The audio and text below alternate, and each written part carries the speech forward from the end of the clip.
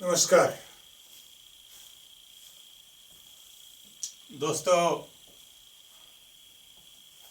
मैं आपको एक बार फिर ये क्लियर कर दूं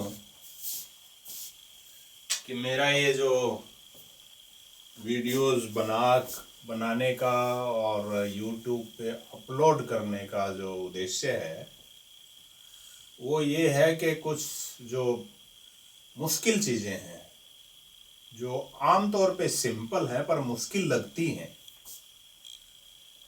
और कोचिंग इंस्टीट्यूट्स ठीक से नहीं करा पाते क्योंकि उन पे प्रेशर भी होता है और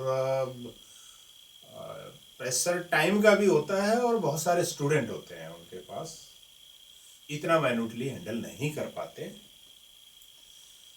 तो मैं वो कंसेप्ट कुछ ज़्यादा क्लियर हो जाए और चीज़ आसान लगने लगे देखने वालों को, इस वजह से मैं बनाता हूँ। कोई फुल फ्लैश्ड तैयारी करवाने का मेरा उद्देश्य नहीं है, एक बार शुरुआत करने का है। एक बार आपका कॉन्फिडेंस का लेवल ऐसा हो जाए कि आपको लगे कि आप कर सकते हैं, उसके बाद आप अपनी किताबों से खुद भी कर सकते हैं, स्टडी मटेरियल लेके, और कोचिंग इंस्टीट्यूट भी अगर आपके पास कोई ठीक है वो अटेंड करके तैयारी कर सकते हैं। लेकिन आपकी अपनी खुद की जो तैयारी होगी उसका सब्स्टिट्यूट ये जो मेरी क्लासेस है ये नहीं है। तो कुछ अंग्रेजी का हम कर चुके हैं ऑलरेडी, और मैं समझता हूँ कि जिन स्टूडेंट्स ने मेरी अंग्रेजी की वीडियो ठीक से एक बार देख ली हैं, 2 बार देख ली हैं, उसके बाद वो अपने आप तैयारी कर सकते हैं। गणित का कुछ बीच में छूटा हुआ है, थोड़ा सा किया है, इंडियन पॉलिटी का शुरू किया है। अब क्योंकि अगले महीने जनवरी में राजस्थान में सब इंस्पेक्टर्स और प्लाटून कमांडर के रिक्रूटमेंट के लिए एक टेस्ट होना है, और उसमें जो हिंदी का ज्ञान है वो टेस्ट किया जाता है। इसलिए कुछ डिमांड आई कि हिंदी पे भी मैं कुछ डालूं। फिर मैंने देखा कि यूट्यूब पे काफ़ी अच्छा मटेरियल है हिंदी व्याकरण के लिए,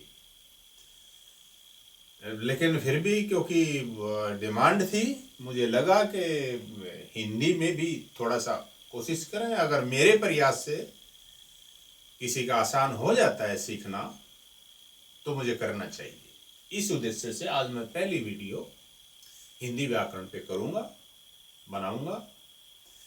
इनमें सबसे पहले हिंदी व्याकरण की कुछ जो मौलिक शब्दावली है उसको करेंगे, बेसिक टर्म्स को क्लियर करने की कोशिश करेंगे, उसके बाद संधि शुरू करेंगे। जब हम संधि के नियम बताएंगे तो उसमें उदाहरण हो सकता है कि एकदम मौके पे याद ना आए और हर एक का ना दिया जाए, लेकिन फिर भी नियम बताए जाएंगे। नियम एक बार आपको ठीक से हो जाते हैं तो कोई भी व्याकरण की पुस्तक लेकर आप उससे उदाहरण देख सकते हैं, अभ्यास कर सकते हैं। आप चाहेंगे तो अभ्यास के लिए मैं अलग से उदाहरण बाद में कर दूंगा, पर फिलहाल सिर्फ नियम बताए। आइए शुरू करते हैं। हिंदी देखिए, पहले तो ये देख लें आपके भाषा और लिपि में क्या फर्क है। आपको पता ही है कि हर प्राणी अपने भावों को व्यक्त करने के लिए, अपने संदेश को दूसरे साथी तक, दूसरे सदस्यों तक पहुंचाने के लिए कुछ शरीर के अंगों से इशारे करते हैं या जो कुछ आवाजें भी निकालते हैं, और ये हर प्राणी करता है। आपने देखा होगा चिड़िया भी ची ची करती हैं, कौवे भी काँव काँव करते हैं, लेकिन वो सिर्फ मौलिक संदेश ही दे पाते हैं। भूख का, प्यास का, दुख का, बहुत खुशी का या कोई खतरे का संकेत यही दे पाते हैं। बाकी प्राणी, मनुष्य ऐसा प्राणी है जो बोलकर काफी अपने जो भाव हैं उनको व्यक्त कर पाता है। इसको भाषा या बोली बोलते हैं। भाषा का मतलब भी भाषण करना से बना है, भाषण शब्द से भाषा बना है, और बोलने से बोली बनी है। लेकिन जब उसको संकेतों के द्वारा लिख दिया जाता है, ताकि उस लिखे हुए को पढ़ के और अंदाजा लगा सके कि ये क्या कहना चाहते हैं, तो उसको हम लिपि कहते हैं। तो जो हिंदी बोली है, हिंदी भाषा है, ये देवनागरी लिपि में लिखी जाती है, और देवनागरी लिपि में जो छोटी छोटी ध्वनियों को व्यक्त करने के लिए जो कैरेक्टर्स बनाए गए हैं, उनको वर्ण बोलते हैं।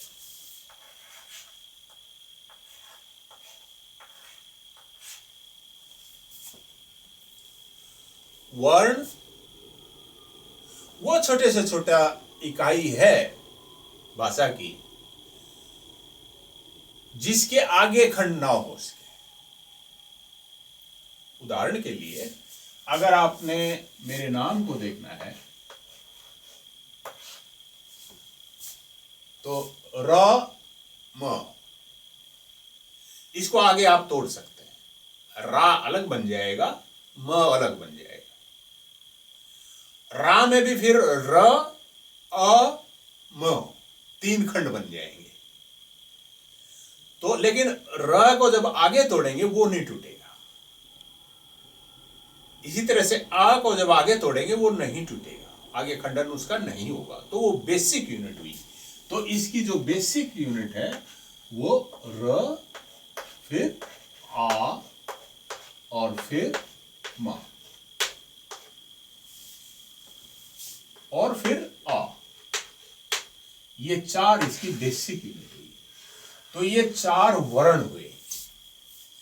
ये वर्ण दो कैटेगरी में बांटे जा सकते हैं। एक, जिनसे मात्राएं बनती हैं, अ, आ, ई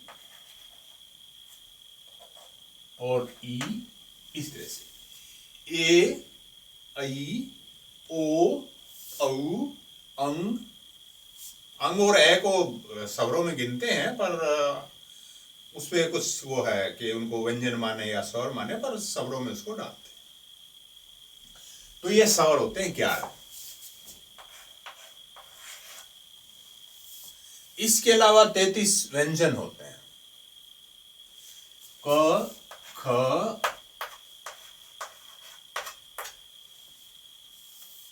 ह तक। ये सिर्फ शब्दावली में बता रहा हूं। अब आपने ये भी देखा होगा कि अंग्रेजी में तो सिर्फ 26 होते हैं, ए से लेके और जेड तक सिर्फ 26 ही वर्ण होते हैं, फिर भी अंग्रेजी लिखी जाती है। लेकिन इसमें 33 और 11 44 हैं, हिंदी लिखी जाती है। इसका एक जो स्पष्ट आपको फायदा लगा ज्यादा कैरेक्टर होने का, ज्यादा वर्ण होने का, वो ये है कि हिंदी में आप किसी शब्द को जैसा लिखते हैं वैसा ही बोलते हैं। अंग्रेजी में आपको याद रखना पड़ता है कि इसको क्या बोले। उदाहरण के लिए, अंग्रेजी का जो ए अक्षर है, ए लेटर है, इससे आप अ, आ और ए, ये तीनों साउंड इससे मिलती है। हिंदी में ऐसा नहीं है। इसमें इसलिए क्योंकि इसी से काम चलाना है। थोड़े हैं, 26 से ही काम चलाना है। जितनी भी तरह की ध्वनियां निकलती हैं, सबका काम इन्हीं से चलाना है, 26 से ही चलाना है। इस करके एक के जिम्मे एक से ज्यादा रोल आ गए। इसी तरह से आपने देखा होगा कि अंग्रेजी का जो टी है वो त की साउंड भी देता है, वो थ की साउंड भी देता है, और वो ट की साउंड भी देता है, क्योंकि अक्षर कम है। तो खैर, स्वर और वर्ण ये थे। अब अक्षर क्या होता है? आपने ये देखा, ये जो व्यंजन है, व्यंजन स्वतंत्र रूप से नहीं लिखे जा सकते, उनका कोई मीनिंग नहीं बनता जब तक कि उसमें कोई स्वर ना जुड़ जाए। जैसे अगर आप ये लिखें कि तो, ये दिखने में दिखता है कि ये सिर्फ एक व्यंजन है, नहीं, ये व्यंजन इसमें तो जो बहुत हल्का बोला जाता है, बोला ही नहीं जाता, बल्कि इसको हलंत कर देते हैं, जिसको आधाता भी बोलते हैं। और इसमें जब अ मिल जाता है तब ये त बनता है। तो ये अक्षर है, ये अक्षर है, ये व्यंजन है। और जब भी आप किसी इसको देखते हैं व्यंजन को, इसमें कोई ना कोई स्वर मिला होगा तभी इसको उच्चारण किया जा सकेगा। किसी व्यंजन में स्वर के मिल जाने पे ही उसको उच्चारित किया जा सकता, उसको बोला जा सकता, नहीं तो उसको बोला नहीं जा सकता। स्वर अपने आप में बोला जा सकता है, ये एक इनके गुण में फर्क है। जैसे इसमें अगर अ मिला तो ये बन गया, और अगर आप आ मिला दोगे तो ये त बन जाएगा, और इसमें अगर आप ई मिला दोगे तो ये ती बन जाएगा, और इसमें अगर आप बड़ी ई मिला दोगे तो ती बन जाएगा। इस तरह से। अब देखिए संधि।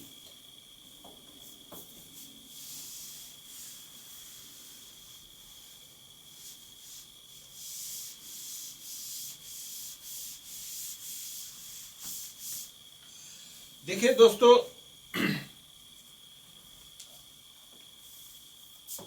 हिंदी भाषा में बहुत सारे शब्द संस्कृत से आए हैं, और संस्कृत दुनिया की उन भाषाओं में से है जिनमें बहुत बड़े बड़े शब्द होते हैं। यानी उसमें कई शब्द मिल जाते हैं और एक लंबे शब्द का निर्माण करते हैं। ऐसे ही बहुत सारे शब्द हिंदी भाषा में भी आए, और वो जो दो शब्द जब मिलते हैं तो जो प्रथम शब्द है उसका जो अंतिम वर्ण है, जैसे राजा,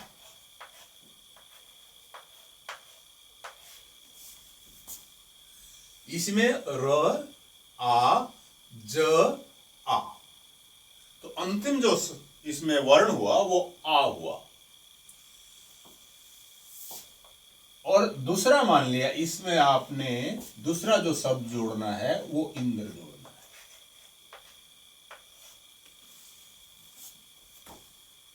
जब ये दोनों मिलेंगे तो इसका जो अंतिम वर्ण है ये, और इसका जो प्रथम वर्ण है ये दोनों जब मिलेंगे तो एक नया रूप आएगा, नया रूप धारण करेंगे। उस नए रूप में अलग अलग पॉसिबिलिटीज है, बहुत सारी पॉसिबिलिटीज है। ये हट भी सकता है, इसका लोप भी हो सकता है, इसका रूप भी बदल सकता है। तो जब दो शब्द इकट्ठे मिलते हैं, जब दो शब्दों का मिलान होता है, तो प्रथम शब्द के आखिरी वर्ण और दूसरे शब्द के प्रथम वर्ण के रूप में जो परिवर्तन आता है, बल्कि हिंदी वाले तो इसको विकार बोलते हैं, बिगाड़ आता है, उसी को संधि कहते हैं। उसकी नियम है। नियमों को पढ़ने के लिए हमें इनको पहले अलग अलग देखना पड़ेगा कि जो प्रथम शब्द है उसका अंतिम वर्ण स्वर है, यही पॉसिबिलिटी बनती है, या तो ये स्वर होगा या ये व्यंजन होगा,